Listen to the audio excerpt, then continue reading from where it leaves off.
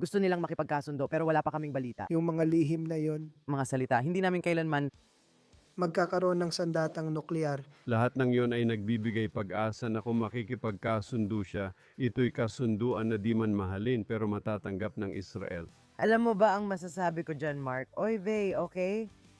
Hindi maaring umasa ang Israel sa kasunduan kahit pa si Pangulong Trump ang gumawa.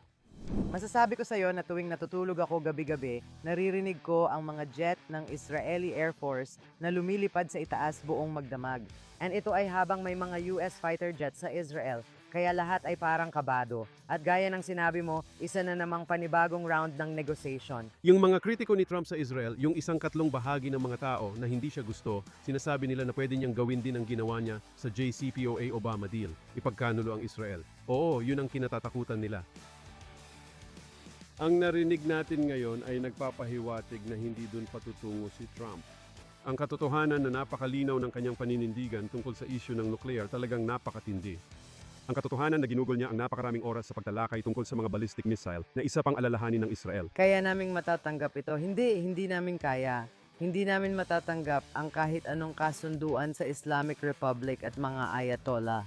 Ang nakikita natin sa lahat ng mga aircraft carrier, mga sandata, mga eroplano, talagang mukhang kaya naniniwala ang mga Israeli na malapit nang umatake ang US.